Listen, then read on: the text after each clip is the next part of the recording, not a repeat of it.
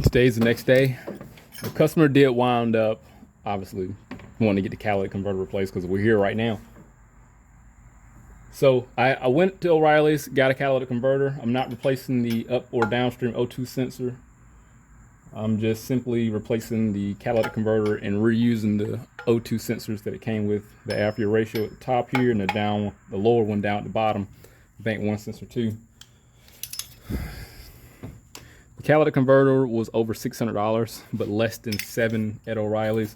I can get a part number. It is a Dorman product. Yeah, it is a Dorman product. I'll show you the part number later. But first, labor time supposed to be 3 hours for this. 2.6 hours. That's what the labor time was supposed to be by the book. It looks like I can get it done a lot less than that.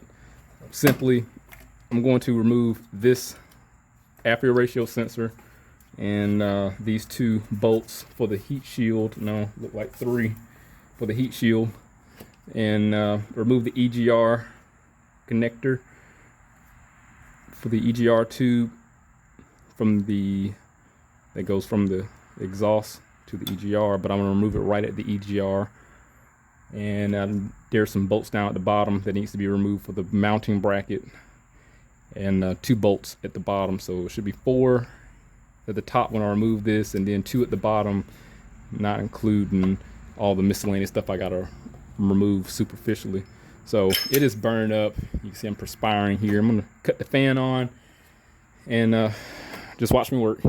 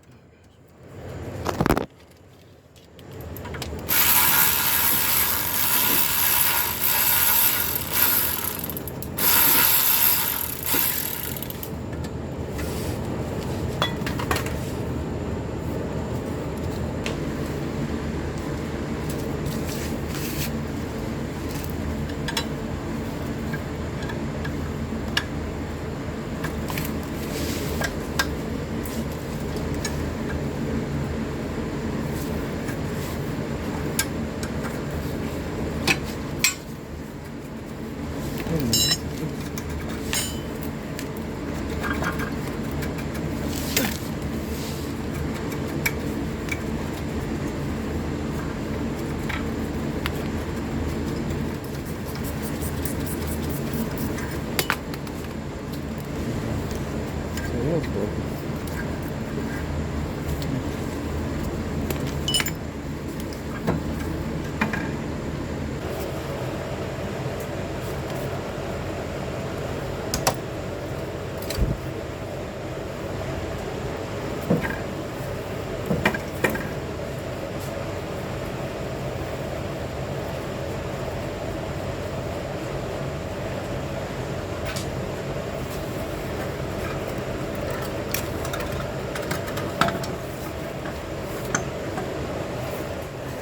It wasn't quite 3 hours. More like, well, taking it off, that is. It's not including transferring parts. It's probably gonna take another hour and a half to transfer these parts here. You know, you gotta fight to get the O2 sensor out. And then you gotta pull this EGR tube off. I guess maybe the rest of the time is going to fabricating the aftermarket part. We'll see the donut gasket down here at the bottom, at the downpipe. Here's the top that goes to the exhaust manifold. Now, mind you, this is what we saw. Let me see if I can get the camera in there.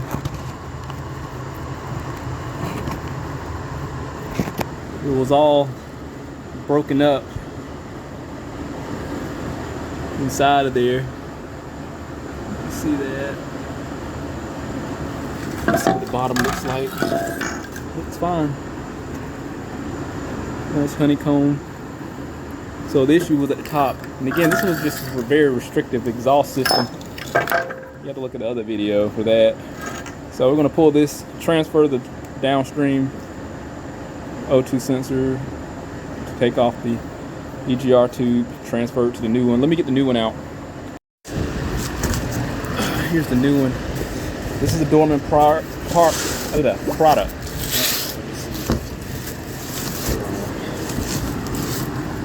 Part number right there. Allegedly, it's supposed to be a direct fit. It says it on the package here.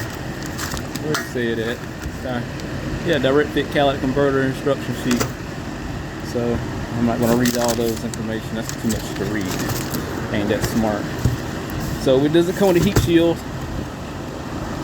It looked like the heat shield is supposed to transfer. Fit right on this. Slide them up here.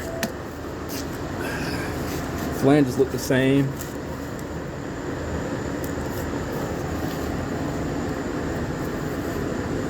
That's where the EGR tube will go.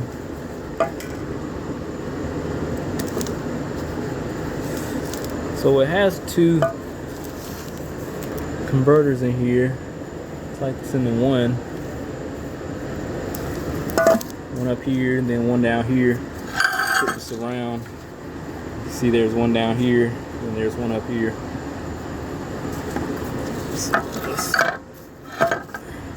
Let's work on transferring this.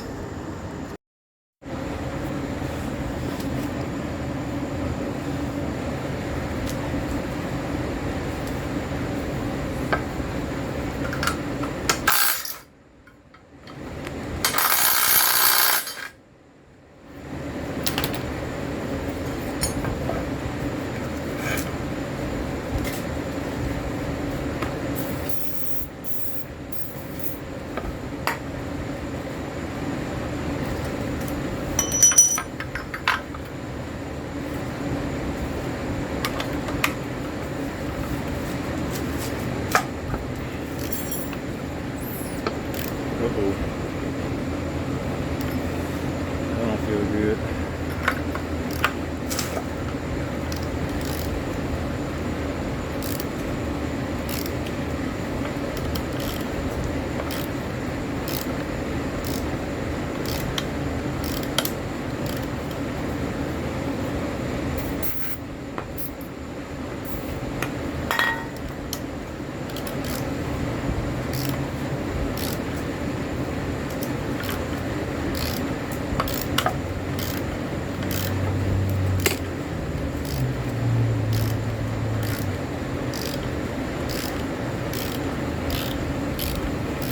Hopefully I got some threads in here. Hope. Oh, I do. I got lucky.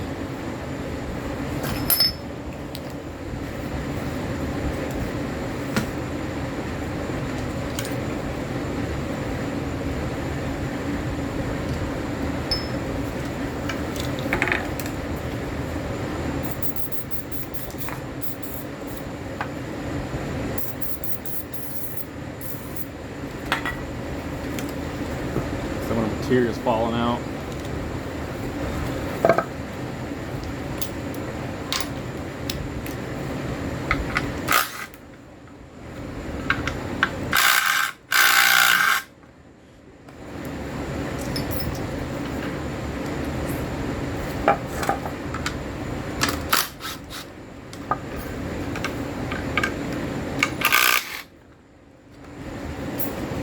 Try it again.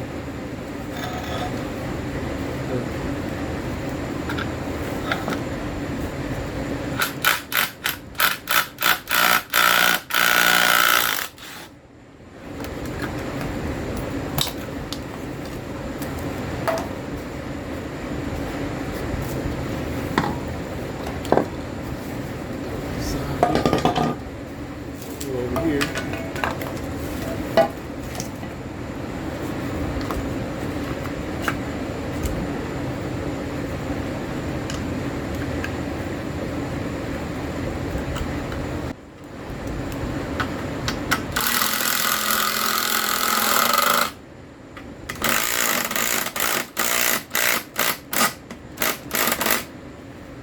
Fill out.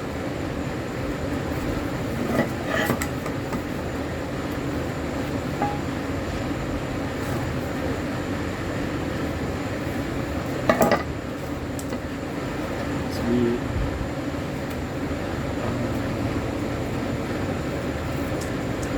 I'm gonna reuse the old gasket that it came with. I'm gonna see if it come with bolts specifically for this, but it should. If it do, then hopefully it came with the bolt for that over large hole there. Or if not, I'll have to find one laying around.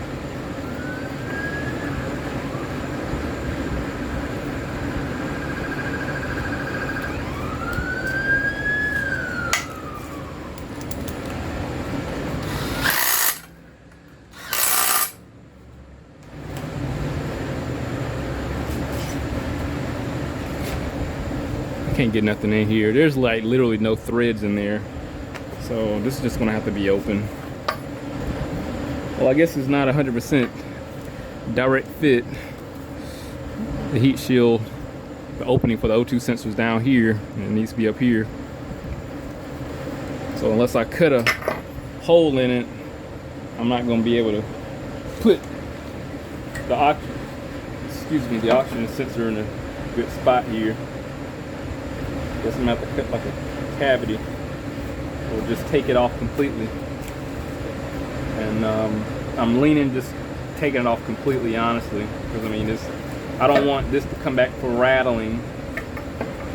And I mean, it just the heat shield's really not serving like a crazy purpose anyway. So I'm gonna have to pull this off. I would rather not.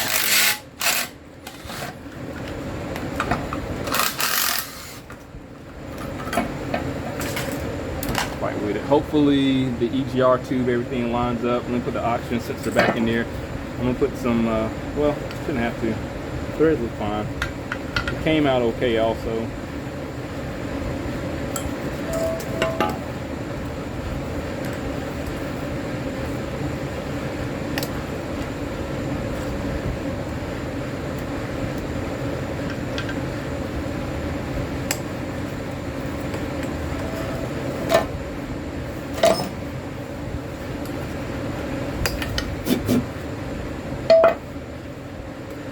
Threads are fine.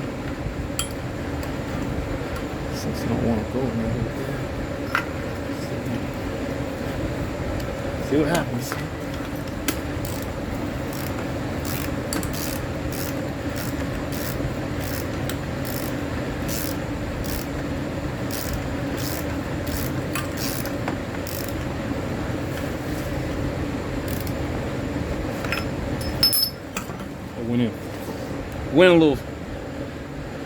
It went in smooth, but it had a little resistance. Let's put it that way.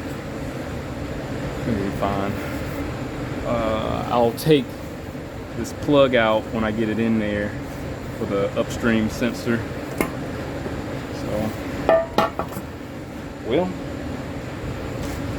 at least it came with some downpipe springs and bolts. So this can't this can't screw up.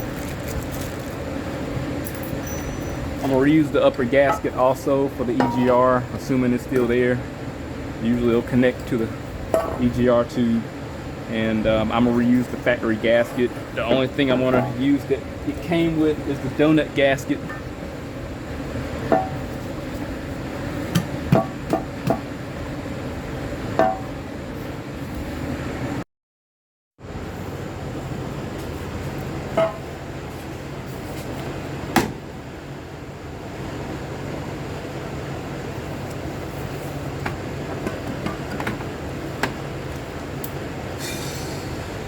Everything's fitting up properly.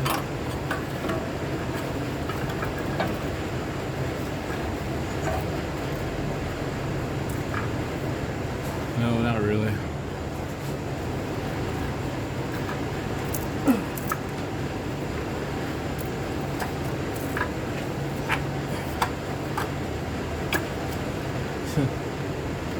Our tube ain't fitting.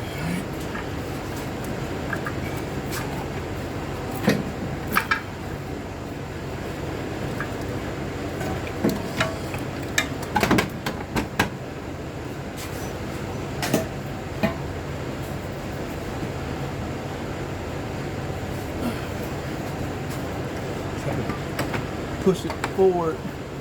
Hopefully it'll get where it needs to go. Okay, that was a lot better. Oh, perfect. I just had to move it forward a little bit. Just push this back and pull it forward. So it looked like one mount is going to fit. I might just go ahead and get that bolt down at the bottom first for the mounting bracket for the catalytic converter. Reasons why you'll want that is because if you have the exhaust hooked up and the exhaust moves at the bottom, it could break the wheels. So at least it gives it something to hold on to at the base of it. It wouldn't stress or cause the exhaust to move.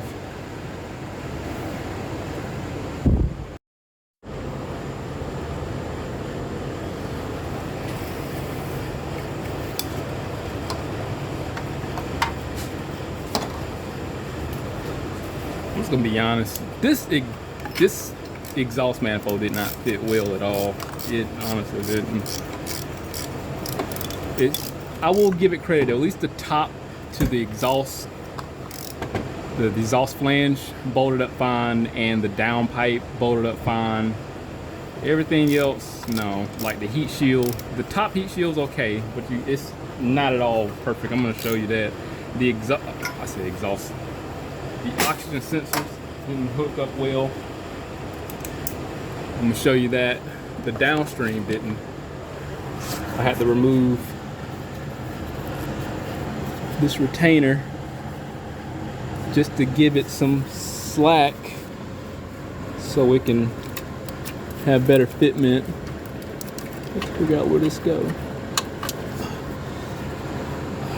And this, look how tight it is. So it didn't fit well. Upstream didn't fit well with the heat shield. Couldn't use the bottom one because, like I said, I was afraid of that vibrating, and then that didn't fit well for the oxygen sensor. So this is as good as it's going to get, and it's aftermarket. What do you expect? So the next thing, let's start it up. Let's listen to it, rev, see how it responds, see if it restored any of the power, and then let's see if the mass airflow sensor changed. And again, for those who didn't watch the video yesterday, there was no air filter in here, none whatsoever. When I got it, I cleaned the mass airflow sensor when I initially diagnosed it, because like I said, I didn't like the numbers. They were high. I would imagine for a 1.8 engine such as this, the mass airflow should be around like 3 grams per second. It's at like 5, so it's running rich. So let's see if that made any type of difference with a new converter. And I do believe the MAP sensor, manifold pressure sensor, was about 6 psi. Let's see if that make any type of difference also. We'll work on starting this up here and get this light off. I'm just gonna go to the generic portion. And I know yesterday I had looked at the short-term fuel trim. It was -27 on, it says bank 1, sensor 2. but I think that's just a generic, like a global fault. What's the chicken light on? Let's see what it's on for. Probably because it was running rich. It had a rich code. I wonder if that's the same code that's up there. Oh, okay, no, that was me. That was my fault. I'm gonna clear that out. Dang it, I forgot. So used to the old generic scanner. Sometime when I'm rushing on the global feature to back out and then clear it right here at it. Well, even the bidirectional features like that, I think. All right, let's start it up here. Let's go to live data. Some things we're gonna have to convert over, such as the mass airflow from pounds per, I think it's pounds per minute, to grams per second. Pounds per second, I think it's pounds per second, 2 grams per second. All right. So here's our short term, it's -10. No, okay, it went back to -27. Intake, manifold pressure, that was at 6 pi yesterday, but I think it was around 800 RPM too. So the short term fuel trim is still the same. Let's go from pounds per second to grams per second. This should be the same because it's high. Usually most cars are at 0.01 100ths. Yep, 6.2 grams per second. Let's go to oxygen sensor. Yeah, bank 2 was still, that was reflective of bank 1, sensor 1 on the short-term fuel trim. Got this AC on. All right, let's snap throttle, see if it changes. Oh yeah, that's way better.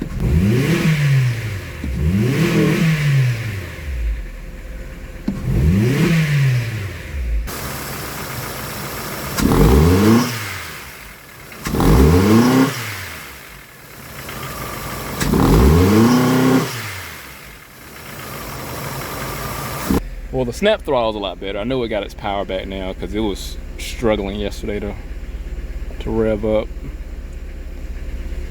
Well, the only other thing to do is to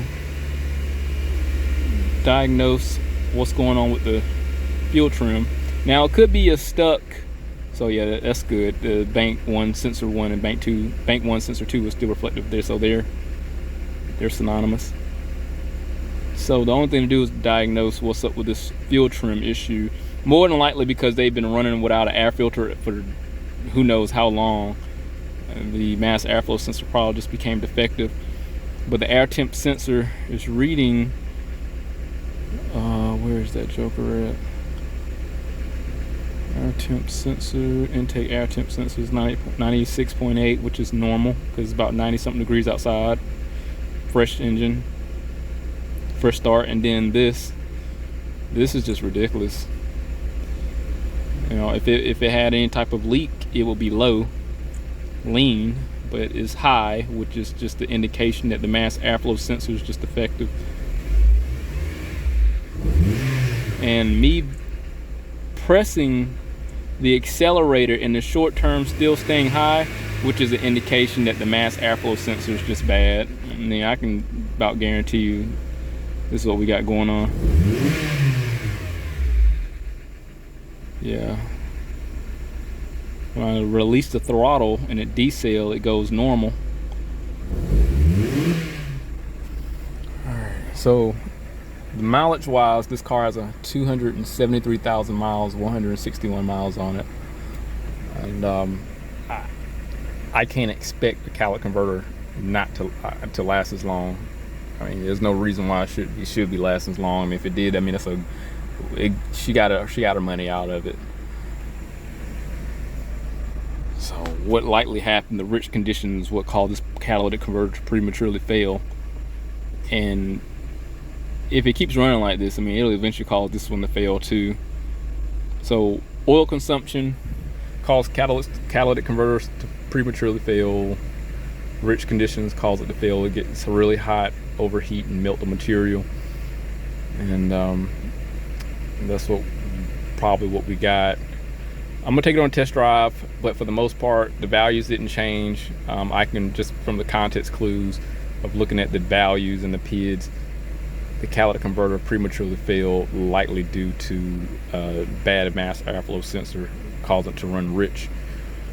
But at the same time, I will, well, it's no point of investigating the airflow ratio sensor when our values for the mass airflow sensor is extremely high.